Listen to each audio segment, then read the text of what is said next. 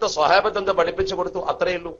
നേരിട്ട് കടൽ കടന്ന് കേരളത്തിലേക്ക് ഒരു പ്രദേശത്ത് കൂടെയും പോകാതെ കടലിന്റെ മുകളിലൂടെ കടന്നു വന്ന പ്രബോധകർ പഠിപ്പിച്ച ദീന കേരളത്തിലുണ്ട്. അവർ സ്ഥാപിച്ച പള്ളിയുണ്ട്. അവർ നടത്തിയ പ്രബോധന പ്രവർത്തനത്തിന്റെ ചരിത്രവും ചിത്രവും അതിന്റെ വക്കീയത്തുകളൊക്കെ കേരളത്തിലുണ്ട്. ചരിത്രത്തിൽ ഊഹിക്കാവുന്നേ ഉള്ളൂ നമുക്കത്. മഖ്ദൂമുമാർ പഠിപ്പിച്ച ആധികാരിക ദീനുണ്ട് കേരളത്തില്. മഖ്ദൂമിന്റെ കാലത്ത് കേരളത്തിൽ അഭിപ്രായ വ്യത്യാസമില്ലല്ലോ. മാലിക് ബിൻ ദിനാർ റളിയല്ലാഹു തആല അൻഹുവിന്റെ കാലഘട്ടത്തിൽ കേരളത്തിൽ അഭിപ്രായ വ്യത്യാസമില്ലല്ലോ. ആ അഭിപ്രായാന്തരമില്ലാത്ത ഒരു കാലഘട്ടത്തിൽ ദീൻ ശരിക്കും പ്രബോധനം ചെയ്യപ്പെട്ട ഒരു മണ്ണിലാണ് നമ്മൾ ജീവിച്ചത്. അക്കാലഘട്ടത്തെ കുറിച്ച് നമ്മൾ ഓർക്കണം. അങ്ങനെയുള്ള സമത്വ കേരള ജമിയത്തുൽ ഉലമ അത് പ്രചരിപ്പിക്കുന്നു.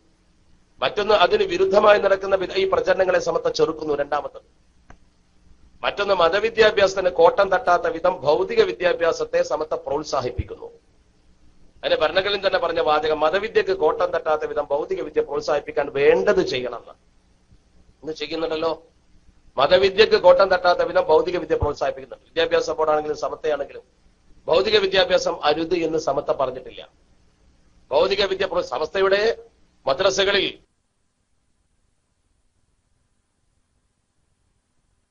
പ്രധാനപ്പെട്ട ഒരു മദ്രസ മുന്നമ്പോ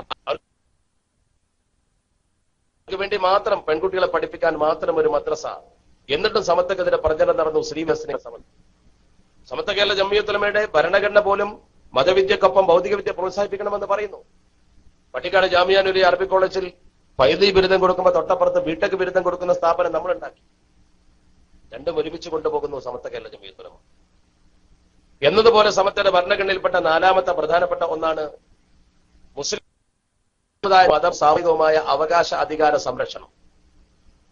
അഞ്ചാമത്തെ ഭരണഘടനാ ലക്ഷ്യമാണ് മുസ്ലിം സമൂഹത്തിൽ നിലനിൽക്കുന്ന അനൈക്യം, അധർമ്മം, അന്ധവിശ്വാസം, അനാചാരം എന്നിവയ്ക്കെതിരെ ജനങ്ങളെ ബോധവൽക്കരിക്കാൻ. അപ്പൊ അനൈക്യത്തിനും അന്ധവിശ്വാസത്തിനും അധർമ്മത്തിനും ഒക്കെ എതിരെയാണ് സമത്വയുടെ പ്രവർത്തനം. എന്നാലും എവിടെയെങ്കിലും എന്തെങ്കിലും അനാചാരബന്ധ പ്രവർത്തനം നടന്നാൽ സമത്വക്ക് മേൽ വെച്ച് കണ്ടു. ആ രീതിയിൽ സമത്വ കേരള ജംഇയ്യത്തുൽ ഉലമയുടെ പ്രവർത്തനത്തെ ജനങ്ങൾക്കിടയിൽ അവമതിപ്പോടെ കാണുന്ന ഒരു അവസ്ഥ കേരളീയ മുസ്ലിം സമൂഹത്തിൽ ഉണ്ടായ സാഹചര്യത്തിൽ അത് ശരിയല്ലെന്ന് പറഞ്ഞു കൊടുക്കാനാണ് ആലിമീങ്ങൾ സംഘടിച്ചുകൊണ്ട് ബോധനം നടത്തിയത്. ജനങ്ങൾ ബഹുഭൂരിപക്ഷവും അത് സ്വീകരിച്ചു. ഇപ്പോഴും നിങ്ങൾക്കറിയാലോ, നമ്മുടെ കേരളത്തിലെ ബഹുഭൂരിപക്ഷം മഹല്ലത്തുകളെ നോക്ക് നിങ്ങൾ. കേരളത്തിലെ ബഹുഭൂരിപക്ഷം മഹല്ലത്തുകളും സമത്വ കേരള ജമിയത്തുലും ഒക്കെ പെടുന്നു. ഭൂരിപക്ഷം പള്ളികൾ, ഭൂരിപക്ഷം മദ്രസകൾ. ഒരു കാനേശ്വമാരി നമ്മൾ നടത്തിയാൽ നമുക്കത് കാണാൻ കഴിയും. എന്തുകൊണ്ട് അങ്ങനെ നിന്നു? വലിയ പ്രബോധന പ്രവർത്തനം ഒന്നും നടത്തിയതുകൊണ്ടല്ലോ. അതിന്റെ പ്രബോധന പ്രവർത്തന രംഗത്ത് പ്രധാനമായും അനുകൂല ഘടകങ്ങളായി നിന്നത് ഉയർത്തിപ്പിടിച്ച ആദർശത്തിന്റെ വിശുദ്ധിയാണ്. അത് വളരെ പ്രധാനം. ഉയർത്തിപ്പിടിച്ച ആദർശം വളരെ വിശുദ്ധമാണ്. കാരണം അത് സത്യസന്ധമായ ആദർശമാണ്. വിശുദ്ധ ഖുർആനിനും തിരുസുന്നത്തിനും ഈ സമൂഹത്തിൽ സ്ഥാനമുണ്ടെങ്കിൽ സമത്വ ഉയർത്തിപ്പിടിച്ച ആദർശത്തിനും സ്ഥാനമുണ്ട്. അതേ സമത്വ പറഞ്ഞുള്ളൂ. അപ്പോൾ ഉയർത്തിപ്പിടിച്ച ആദർശത്തിന്റെ മഹത്വം കൊണ്ടാണ് ഒന്ന്. രണ്ട്, അത് ഉയർത്തിപ്പിടിച്ചുകൊണ്ട് സമൂഹത്തിലേക്ക് കടന്നു വന്ന നേതൃത്വത്തിന്റെ മതി. ആ നേതാക്കൾ ശരിക്കും സമൂഹത്തിന് സ്വീകാര്യ യോഗ്യരായ ആളുകളായിരുന്നു. നിങ്ങൾക്കറിയാമല്ലോ, നമ്മൾ കാണുമ്പോണ്ടായിരുന്ന ബഹുമാനപ്പെട്ട റഈസുൽ മുഹഖഖീഖീൻ കണ്ണിയത്ത് അഹമ്മദ് മുസ്ലിയാർ, അള്ളാഹു അദ്ദേഹത്തിന്റെ കബറിടം വിശാലമാക്കുമാറാവട്ടെ. കണ്ണിയത്ത് ഉസ്താദാണ് ഒന്ന് ബഹുമാനപ്പെട്ട ശൈഖുന ശംസുൽ ഉലമ, ബഹുമാനപ്പെട്ടവരുടെ കബറിടം അള്ളാഹു വിശാലമാക്കി കൊടുക്കുമാറാവട്ടെ. ഇതൊക്കെയാണ് ചതുർ. ഇവരൊക്കെ ശരിക്കും ജനങ്ങൾക്ക് ജനാംഗീകാരമുള്ള ആളുകളെ. ഈ ജനാംഗീ മനുഷ്യൻ വേണം നമുക്ക് നമ്മുടേതായ വശം വിട്ട് മറ്റൊരു വശം മനുഷ്യനെ. അപ്പൊ സാധാരണ വ്യക്തിച്ചുള്ള അംഗീകാരത്തെ കുറിച്ച് നമ്മൾ ചിന്തിക്കേണ്ടത് അതിന്റെ ഒരു ഔട്ട്സൈഡ് വ്യൂ എടുത്തുകൊണ്ടാണ്, പുറത്തുനിന്നുള്ള വ്യൂ എടുത്തുകൊണ്ടാണ്. നമ്മൾ തന്നെ പറയുന്നതിനേക്കാൾ പ്രധാനതാണ്. അപ്പൊ കണ്ണിയത്ത് ഉസ്താദിനെ കുറിച്ച് ഞാൻ ഉദാഹരണം പറയും. കണ്ണിയത്ത് ഉസ്താദ് മരണപ്പെട്ടപ്പോ, കണ്ണിയത്ത് 93 മരണപ്പെട്ടപ്പോ അദ്ദേഹത്തിന്റെ ആ മരണത്തിന്റെ 4 ദിവസം കഴിഞ്ഞപ്പോൾ മലയാള ദിനപത്രത്തിൽ മനോഹരമായി കണ്ണിയത്ത് ഉസ്താദിനെ കുറിച്ച് ലേഖനം എഴുതിയ ആളെ നിങ്ങൾക്ക് പരിചയമുണ്ടാകും. പ്രൊഫസർ മങ്കട് അബ്ദുൽ അസീസ് മൗലവി. ആരാ പ്രൊഫസർ മങ്കട് അബ്ദുൽ അസീസ് മൗലവി? മരണപ്പെടുമ്പോൾ മുജാഹിദ് വിഭാഗത്തിന്റെ പ്രസിഡന്റാണ് അദ്ദേഹം. ഒരു വിഭാഗത്തിന്റെ പ്രസിഡന്റാണ്. സമത്വയുമായി ആദർശപരമായി ഒരു ബന്ധമില്ല എന്നറിയാലോ. പക്ഷെ മങ്കട് അബ്ദുൽ അസീസ് മൗലവി നേരത്തെ ഒരു പ്രത്യേക സംഘടനാ സംവിധാനത്തിൽ വിശ്വസിക്കുന്ന വ്യക്തിയാണ്. സമത്വ കേരള ജംഇയ്യത്തുൽ ഉലമയുമായി ആദർശപരമായി ബന്ധമില്ലാത്ത വ്യക്തിയാണ്. റഹീം മേച്ചേരി എഴുതിയ ഒരു ലേഖനമുണ്ട് ശംസുൽ ഉലമയെ കുറിച്ച്. ഇന്ന് പോയിട്ട് നോക്കണം, നിങ്ങൾ വായിച്ചിട്ടുണ്ടാവില്ല. നമ്മൾ പുസ്തകം കയ്യിൽ വെക്കലേ ഉള്ളൂ. അതിലുണ്ടാവും ഒരു ലേഖനം. അതിന് റഹീം മേച്ചേരി തന്റെ ഒരു അനുഭവം എഴുതി. ആരാ റഹീം മേച്ചേരി? ഒരു പത്രപ്രവർത്തകൻ. സമത്വയുടെ ഒരു വക്താവൊന്നുമല്ല. അദ്ദേഹം അതിലെഴുതിയ ലേഖനം ഇന്ന് നിങ്ങളെ കയ്യിലുള്ള പോയിട്ട് മറിച്ചു നോക്കിയാൽ മതി. അതിൽ എഴുതിയില്ല എന്താ? കുറ്റിപ്പുറത്ത് മുജാഹിദിന്റെ സമ്മേളനം നടക്കും. അതിലൊരു ക്ഷണിതാവായി ഒരു പ്രോഗ്രാമിൽ വിഷയം അവതരിപ്പിക്കാൻ വേണ്ടി റഹീമേച്ചേരി ക്ഷണിക്കപ്പെടും. റഹീമേച്ചേരി കുറ്റിപ്പുറത്ത് ചെന്നു. കുറ്റിപ്പുറത്ത് നിളാനദിയുടെ തീരത്ത് നടക്കുന്ന ആ സമ്മേളനത്തിൽ പരിപാടി ആരംഭിക്കാൻ അല്പസമയം ബാക്കിയുള്ളപ്പോൾ അതിന്റെ പുറകിൽ, സ്റ്റേജിന്റെ പുറകിൽ നിന്നിട്ട് ചർച്ച നടത്തുക. കേരളത്തിൽ അറിയപ്പെടുന്ന പ്രമുഖരായ മുജാഹിദ് പണ്ഡിതന്മാർ ഒന്നിച്ചിരിക്കുന്ന വേദിയിൽ വെച്ച് അവർ ചർച്ച ചെയ്യുന്ന ഒരു വിഷയം ഞാൻ കേട്ടു എന്ന് പറഞ്ഞുകൊണ്ട് ശംസുലുമ ഇ.കെ. അബൂബക്കർ മുസ്ലിയാരെ കുറിച്ച് ഒരു ലേഖനം എഴുതുന്നു ബഹുമാനപ്പെട്ട റഹീമേച്ചേരി. അദ്ദേഹം പറയുന്നു, ആ ചർച്ചയിൽ അവിടെയുള്ള പ്രമുഖരായ മുജാഹിദ് നേതാക്കളിൽ ചിലർ ഈ ചർച്ച മിഷണറി പ്രവർത്തനവുമായി ബന്ധപ്പെട്ട ചർച്ചയിലേക്ക് കൊണ്ടുപോയപ്പോ അവരിൽപ്പെട്ട പ്രമുഖനായ ഒരാൾ പറഞ്ഞു, എന്തൊക്കെയാണെങ്കിലും ശരി, മഞ്ചേരിയിലെ മർക്കസുൽ ബിഷാറ എന്ന ആ പ്രസ്ഥാനത്തെ, ആ മിഷണറി പ്രവർത്തനത്തിന്റെ ഈ അബൂബക്കർ എന്നതിയുടെ പ്രസംഗത്തിന്റെയും പ്രവർത്തനത്തിന്റെയും പരിണിത ഫലമാണ് എന്ന് അവർ സമ്മതിച്ചു. മുജാഹിദ് സമ്മേളനത്തിന്റെ വേദിയിൽ സ്റ്റേജിന്റെ പുറകിലിരുന്നു കൊണ്ട് അവർ സമ്മതിച്ച ഈ വസ്തുത റഹീമേച്ചേരി ലേഖനത്തിൽ നിങ്ങൾ ഓർത്ത് നോക്കണം. എന്താ? അതൊരു അംഗീകാരമാണ്. കേരളത്തിലെ ജനങ്ങൾക്ക് ചെയ്തു കൊടുത്ത സേവന പ്രവർത്തനത്തിന്റെ ഒരു അംഗീകാരം. അത്ര വലിയ നേതാക്കളാണ് നമ്മളെ നയിച്ചത്. ആ മഹത്തുക്കൾക്കൊപ്പം നിന്നുകൊണ്ട് കേരളത്തിലെ മുസ്ലിം ജനത ഒരുപാട് പള്ളികൾ, മദ്രസകൾ, അനുബന്ധ സംവിധാനങ്ങളൊക്കെ കെട്ടിപ്പൊക്കി. ആ കേരള രാഷ്ട്രസ്ഥാനവും അതുപോലെ തന്നെ കേരളത്തിലെ മുസ്ലിം സംഘശക്തിയും വലിയ അളവ് വരെ പങ്കുവച്ചത്. സമത്വക്ക് മറക്കാൻ കഴിയാത്ത നേതാവാണ് ബഹുമാനപ്പെട്ട ബാഫക്കി തങ്ങൾ, സയ്യിദുൽ ഇമാം ബാഫക്കി തങ്ങൾ. സമത്വ കേരള ഇസ്ലാമത വിദ്യാഭ്യാസ ബോർഡിന്റെ പ്രവർത്തനത്തിന് വേണ്ടി ഉത്ബോധനം നടത്തുകയും അതിനുവേണ്ടി ധനശേഖരണം നടത്തുകയും ചെയ്ത വലിയൊരു നേതാവാണ് സയ്യിദുൽ ഇമാം ബാഫക്കി തങ്ങൾ. സുന്നി യുവജന സംഘം എന്ന പ്രസ്ഥാനത്തെ കേരളത്തിലെ ജനങ്ങൾക്ക് പരിചയപ്പെടുത്തി കൊടുത്ത വലിയ മഹാനാണ് പാണക്കാട് പൂക്കോയ തങ്ങൾ. അപ്പൊ പാണക്കാട്ടെ പൂക്കോയത്തങ്ങളും അതുപോലെ തന്നെ ബാഫക്കി തങ്ങളും ഒന്നും സമത്വ കേരള ജംഇയ്യത്തുൽ നിന്നും ഒന്നും പ്രതീക്ഷിച്ചുകൊണ്ടല്ല ആ കാര്യം ചെയ്ത രണ്ട് മഹത്തുക്കൾ. അള്ളാഹു അവരുടെയൊക്കെ കബറിടം വിശാലമാക്കി കൊടുക്കുമാറാവട്ടെ. ഈ രണ്ട് മഹത്തുക്കൾ സമത്വക്ക് മറക്കാൻ കഴിയുമോ? ആ രണ്ടുപേരും ഒരു രാഷ്ട്രീയ പ്രസ്ഥാനത്തിന്റെ തലപ്പത്തിരുന്ന ആളുകളാണ്. ആ രാഷ്ട്രീയ പാർട്ടിയെ പറഞ്ഞു. ഞാൻ ചുരുക്കി ചില സൂചനകൾ പറയാം. ഈ ചർച്ചയുടെ തുടക്കം എവിടുന്നാ വന്നത്? 979 മുതലല്ലേ ഈ തുടക്കം വരുന്നത്? ഇന്നൊരു പക്ഷെ ഇങ്ങനെ ഒരു ചർച്ച നടക്കുമ്പോൾ പലർക്കും തോന്നുന്നു സമത്വയും മുസ്ലിം ലീഗും തമ്മിൽ പിണക്കിയോ എന്നൊക്കെ. അത് തോന്നുന്നത് ഒരു ബാലിശമായ തോന്നൽ മാത്രമായിട്ടാണ്. രണ്ടു കാരണങ്ങളാൽ. ഒന്ന്, ചരിത്ര ബോധം നമുക്കില്ല എന്ന് ഞാൻ പറഞ്ഞ് നിങ്ങളെ ചെറുതാക്കുന്നില്ല. ചരിത്ര ബോധമില്ല എന്നല്ല ഞാൻ പറയാം. പക്ഷെ ചരിത്രം അറിയാനുള്ള ഒരു സാവകാശം ഉണ്ടായിട്ടില്ല. കാരണം എന്തുകൊണ്ടാണ്? 989 ഈ സംഭവം നടക്കുന്നത്. 89 വിത്തിട്ട ഈ സംഭവം നടന്നിട്ട് ഇപ്പൊ 2011 22 കൊല്ലായി. 22 കൊല്ലം മുമ്പ് നടന്നൊരു സംഭവം അന്ന് ഓർമ്മിക്കണമെങ്കിൽ അന്നൊരു 15 17 വയസ്സ് വേണ്ടേ? പച്ച മലയാളത്തിൽ പറഞ്ഞ ഒരു 40 വയസ്സിന്റെ താഴെയുള്ള ആളുകൾക്ക് എന്താ ഇപ്പൊ ഇങ്ങനെ സംഭവിച്ചതിനെ കുറിച്ച് അറിയില്ല. അറിയാത്തവരെ കുറ്റം അവരെ നേരത്തെ ജനിക്കാത്തോണ്ടാണ്. 40 വയസ്സിന്റെ താഴെയുള്ള ആളുകൾക്ക് നമ്മുടെ സമൂഹത്തിലോ പ്രവർത്തകരെന്ന് പറയുന്നത്.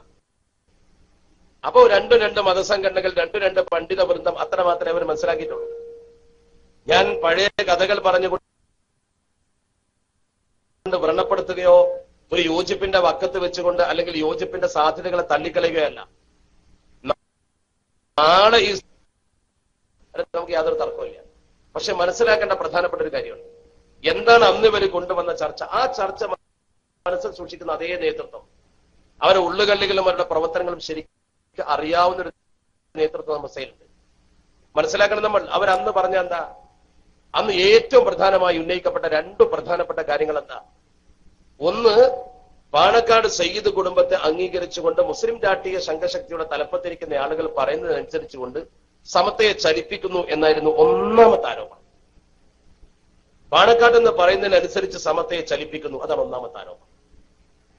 അതിന് പച്ച മലയാളത്തിൽ അവർ പറഞ്ഞ വാചകം നിങ്ങൾക്കറിയാം. സമത്വ ലീഗിന്റെ ആലയെ കൊണ്ടുപോയി കിട്ടിയെന്ന് അവർ പറഞ്ഞത്, എഴുതിയത്, പ്രസംഗിച്ചു നോക്കാം. അങ്ങനെയാണ്.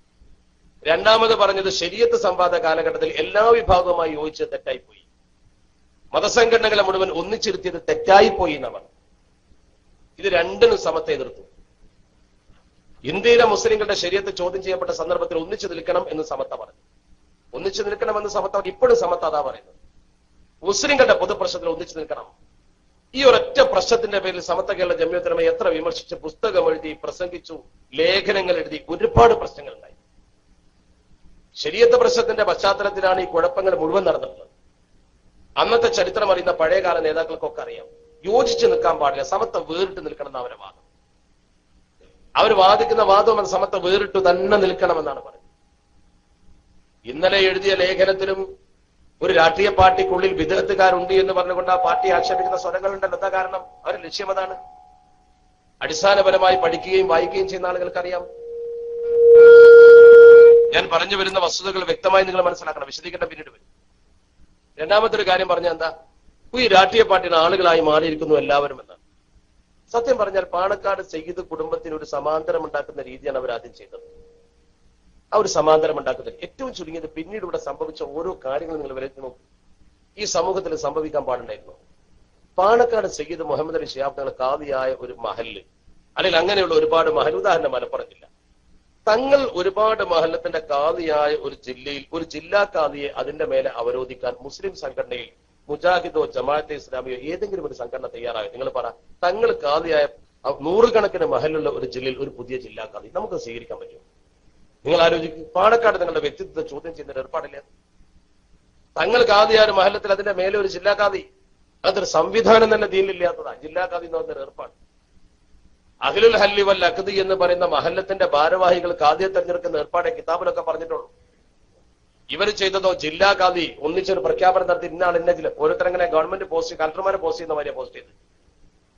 ഗവൺമെന്റ് ക്യാബിനറ്റ് കൂടിയിട്ട് കലക്ടർമാരെ പോസ്റ്റ് ചെയ്യുമല്ലോ ഓരോരുത്തർ എന്ന പോലെ ഇവർ യോഗം ചെന്ന് ഓരോ ജില്ലക്ക് ഓരോ കാദിമാരെ നിയമിച്ചത്. കാദിന്റെ ഒരു ദാരിദ്ര്യം ഇവിടെ അനുഭവിക്കുന്ന പോലെ തോന്നിപ്പോയി. ഞാൻ കുറ്റപ്പെടുത്തിക്കൊണ്ടല്ലേ പറയുന്നത്, അങ്ങനെ തോന്നിയോ നിങ്ങൾക്ക്? നിങ്ങൾ പറ. തങ്ങളൊക്കെ കാദി ഒരു മഹലിന്റെ മേലെ പുതിയൊരു കാദി.